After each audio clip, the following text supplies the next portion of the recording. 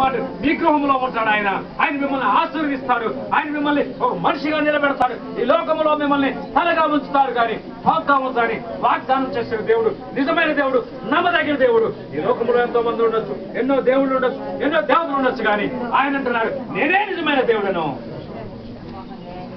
ప్రభు అంటున్నాడు ఈ రాత్రికాల సమయంలో దేవుడు నిన్ను సంధించడానికి సిద్ధంగా ఉన్నాడు. ప్రియ బిడ్డ, నువ్వు ఆయన్ని ఆహ్వానిస్తున్నావా? నువ్వు ఆయన్ని సంధిస్తున్నావా? నువ్వు ఆయన్ని రమ్మని కోరుకుంటున్నావా?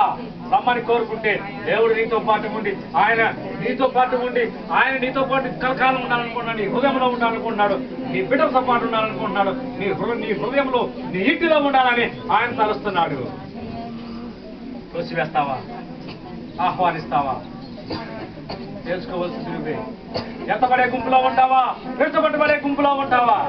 యేసు ప్రభుతో పాటు పరలోకం వెళ్ళే గుంపులో ఉంటావా? ఈ లోకంలో బాధపడే గుంపులో ఉంటావా? తెలుసుకోవాల్సింది నువ్వే. సమాధానము చెప్పవలసింది నువ్వే. యేసు ప్రభు ఈ రాత్రికాల సమయంలో నీ కొరకు చూస్తున్నాడు. నీ మాట కొరకు చూస్తున్నాడు. నువ్వు రమ్మని ఆహ్వానిస్తావని ఆయన చూస్తున్నాడు. నువ్వు ఇంకా పిలుస్తావేమని ఆయన దూరంగా ఉండి రెండు చేతులు చాపి నీ కొరకు తినమెల్లా కన్నులు విప్పి చూస్తున్నాడు. ఆయన ఆహ్వానించు ప్రియ బిడ్డ, నీ హృదయంలోనికి ఆహ్వానించు.